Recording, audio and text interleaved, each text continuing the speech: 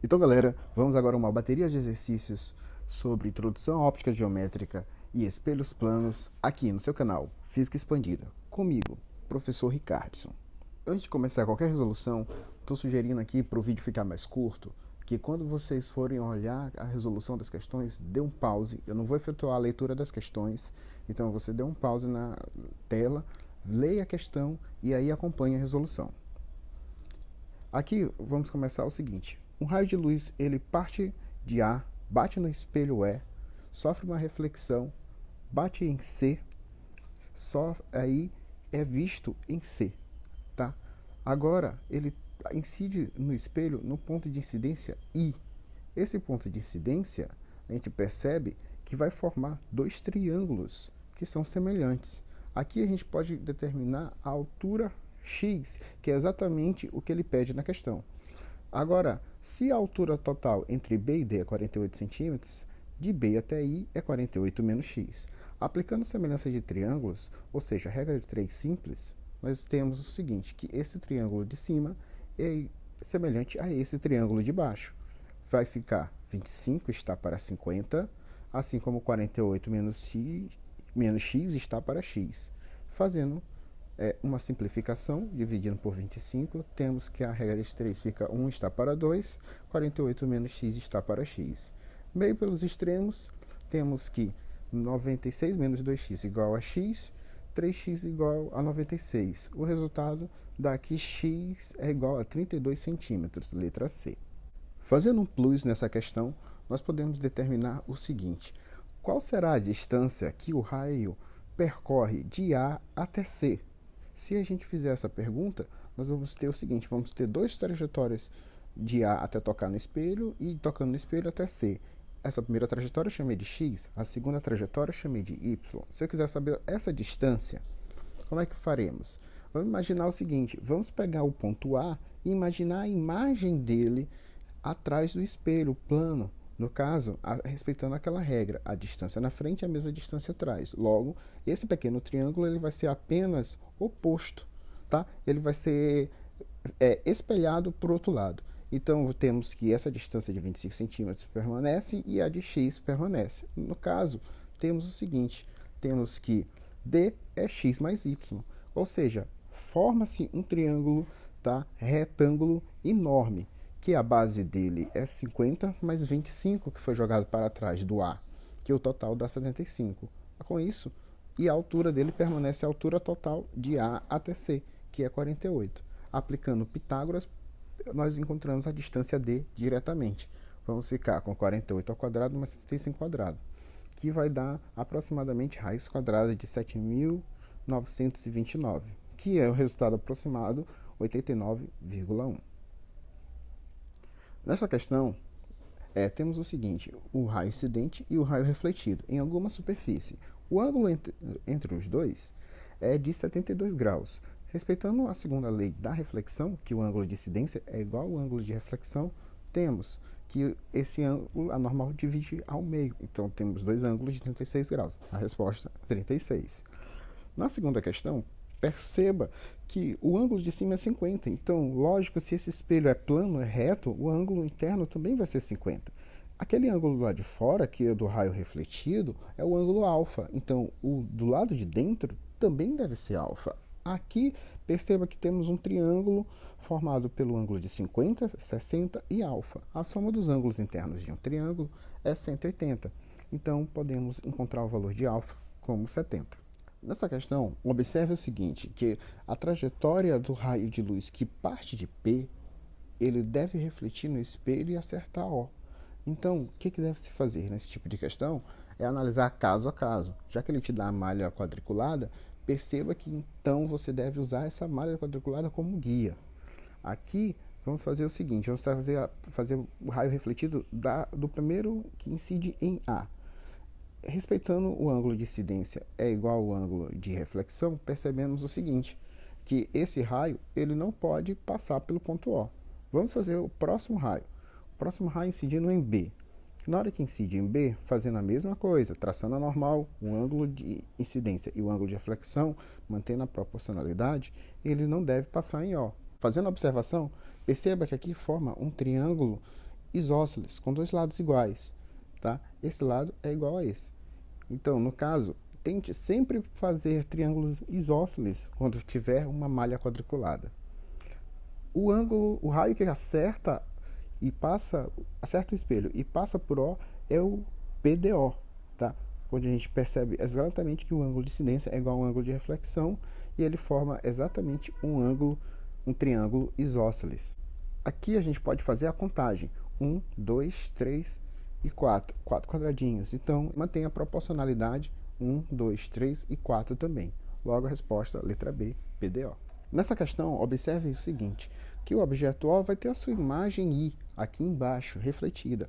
Para chegar a essa consideração, sempre prolongue o espelho e respeite a regra das distâncias. Distância do espelho até o objeto é a mesma da imagem até o objeto.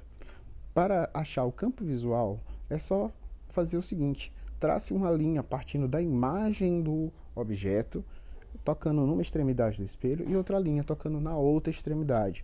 Tudo que estiver aqui no meio é campo visual do objeto, que também é campo visual do observador. No caso, o observador B ele consegue enxergar o objeto O por reflexão. Então, temos 3 objetos.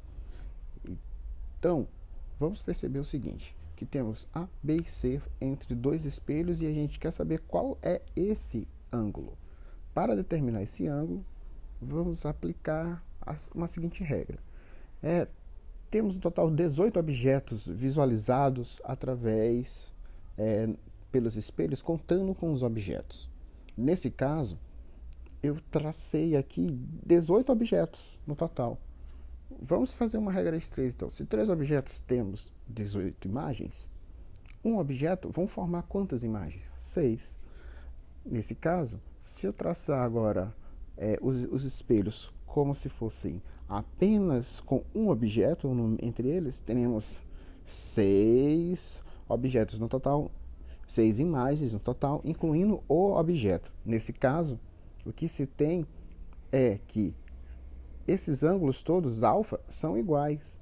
Nesse caso, podemos aplicar uma lógica de 360 dividido para 6, encontrando um ângulo de 60 graus. Caso vocês queiram usar a fórmula, é só lembrar que se temos um objeto no meio, esse N é o número de imagens nos espelhos. Então, temos 5 imagens nos espelhos, menos 1.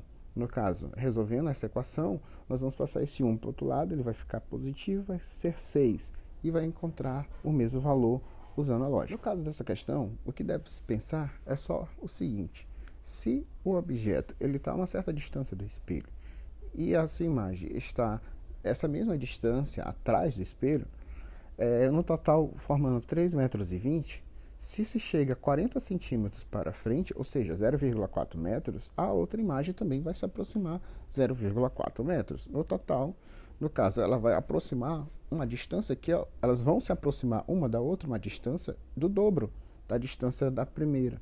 No caso, é essa distância que nós queremos encontrar na questão. Então, é só fazer a seguinte operação. É 3,20, que é o total, menos 2 vezes 0,4, que vai dar como resultado 2,4. Essa questão ela é muito simples, só que vocês devem lembrar da observação que deve ser feita quando encontrarmos a divisão do 360 pelo ângulo entre os espelhos. No caso, como esse número deu um par, observe que tu pode colocar o objeto em qualquer lugar. Caso ele desse ímpar, a única posição aceitável para encontrar esse número de imagens seria no plano bissetor. Então, o resultado é que forma 9 imagens e pode se colocar em qualquer lugar entre os espelhos. Letra C. No caso dessa questão, o garoto está parado na rua. Então, vamos desenhar aqui o ônibus e o garoto se vendo através do espelho que está na traseira do ônibus. Se o ônibus se desloca a 36 km por hora, transformando isso para metros por segundo, vamos ter que a velocidade do garoto em relação ao ônibus é de 10 metros por segundo. Agora, a imagem dele também vai se distanciar do espelho na mesma velocidade de 10 metros por segundo. Então, nesse caso, a velocidade da imagem em relação ao garoto que está fora do ônibus é de 20 metros por segundo. Nesse caso, vamos lembrar que a relação da velocidade da imagem ao espelho é a mesma velocidade da imagem em relação ao ônibus. No caso, a resposta dessa questão é a letra A, 20 metros por segundo e 10 metros por segundo. Essa questão do Enem, temos que analisar item por item.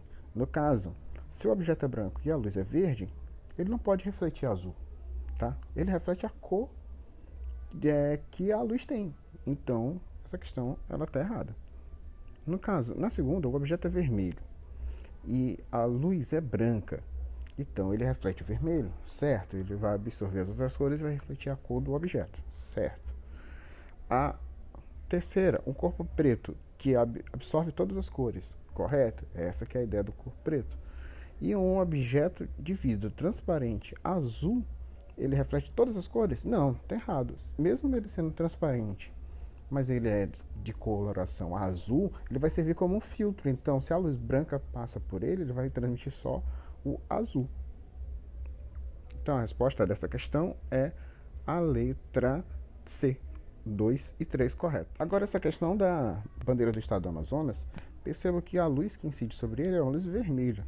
Então, no caso, o que vai acontecer? Tudo que for branco na bandeira vai ficar da cor vermelha. E a parte vermelha permanece vermelho também. Agora, o que não for da cor vermelha, no caso, essa parte da bandeira que é de azul, ela vai absorver a luz vermelha, então vai ficar preto.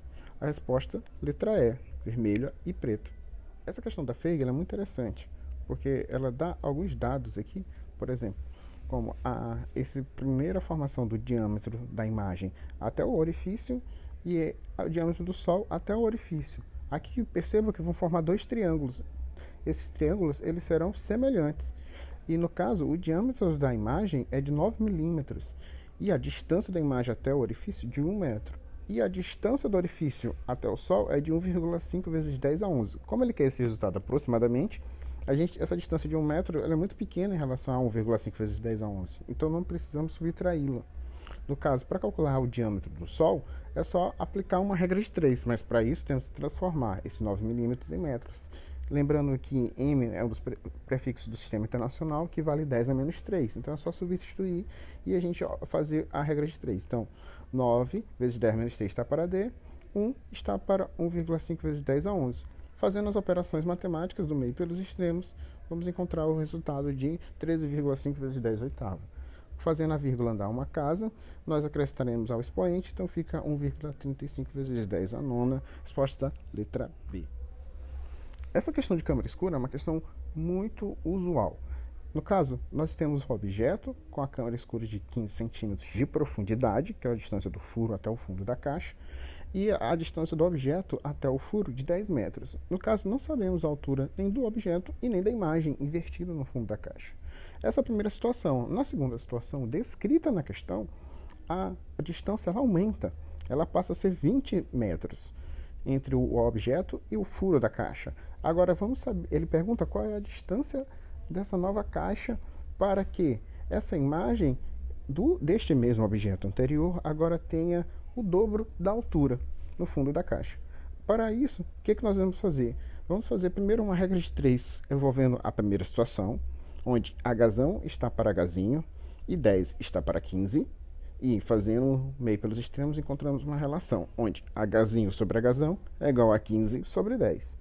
Guarde essa informação e vamos fazer agora o cálculo da segunda situação, para encontrar o x, onde Hzão agora está para 2Hzinho e 20 está para x. Nesse resultado, fazendo meio pelos extremos, obtemos 40Hzinho sobre Hzão. Mas Hzinho sobre Hzão nós encontramos na operação anterior. E podemos substituir. Substituindo isso, a gente encontra o valor de 60 centímetros como resposta.